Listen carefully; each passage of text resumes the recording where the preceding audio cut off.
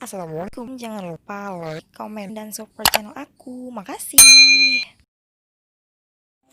Assalamualaikum warahmatullahi wabarakatuh. Ketemu lagi dengan aku Ropika. Aku dari Prodi Teknologi Informasi. Di sini aku pengen di video kali ini aku ingin jelasin tentang database. Apa sih itu database gitu ya. Jadi di sini aku ingin jelasin bahwa database itu kan terbagi menjadi dua kata. Data dan base. Data itu kan seperti cake, huruf itu yang berupa fakta atau simbol dan lain-lainnya. Kalau base itu kan tentang grup atau suatu perkumpulan. Jadi bisa dong kita simpulkan bahwa database itu adalah sekumpulan data, misalnya tabel, file atau dan lainnya yang saling berhubungan. Itu disimpan secara bersama dengan media penyimpanan elektronis. Kenapa penyimpanan elektronis? Karena biaskan media penyimpanan itu di pembuatan database-nya itu di komputer. Jadi bisa dong kita sebut dengan penyimpanan elektronis. Gimana, paham? Kita skip dulu ya tentang penjelasan tentang pengertian database ini. Jadi database sendiri itu terbagi menjadi 4 bagian.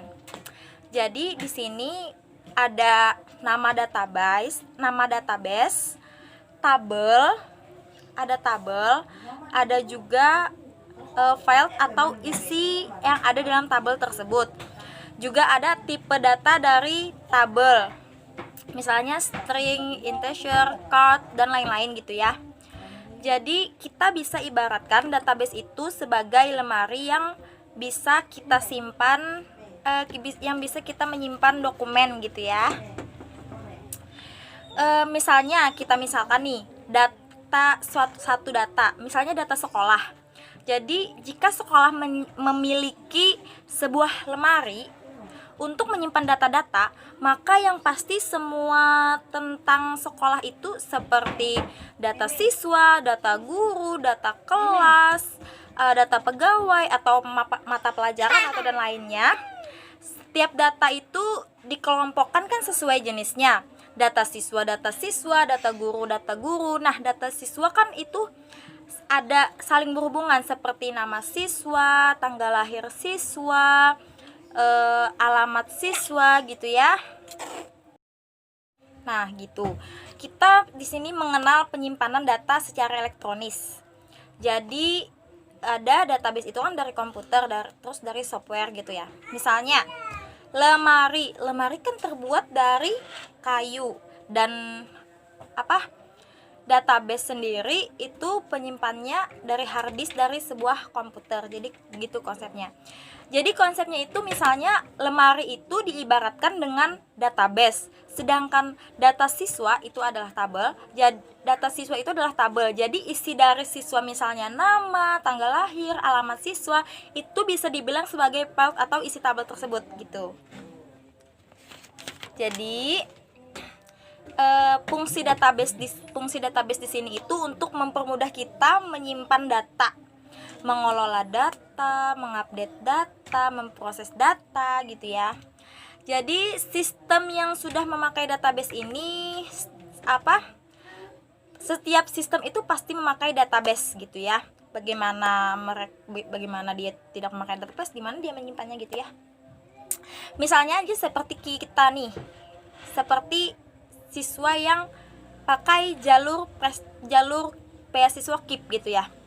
Nah, dalam KIP itu kan kita memasukkan nama kita, alamat kita, nilai-nilai kita. Nah, itu akan tersimpan di database di web KIP kuliah tersebut.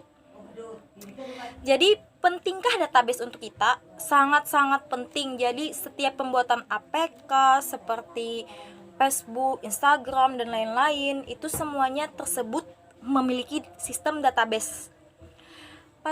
Misalnya IG kita sendiri itu saat kita memasukkan data diri kita, saat pendaftaran itu kan ada email, terus nama kita, terus semua yang ada pendaftaran itu semua sudah, kalau udah kita kan itu sudah secara tidak langsung tersimpan sudah data kita di database-nya IG tersebut gitu. Gimana sih kita membuat database gitu ya?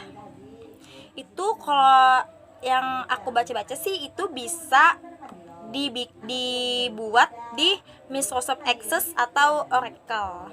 Jadi sekian pengertian dari aku, itu aja sih yang bisa aku sampaikan tentang database. Yang lebih dalamnya kalian bisa tanya di Google atau di buku-buku tentang database gitu ya. Jadi itu aja yang bisa aku sampaikan. Mohon maaf kalau aku ada salah mengucapkan kata. Terima kasih. Jangan lupa like, komen, dan subscribe. Oke. Makasih teman-teman. Assalamualaikum warahmatullahi wabarakatuh.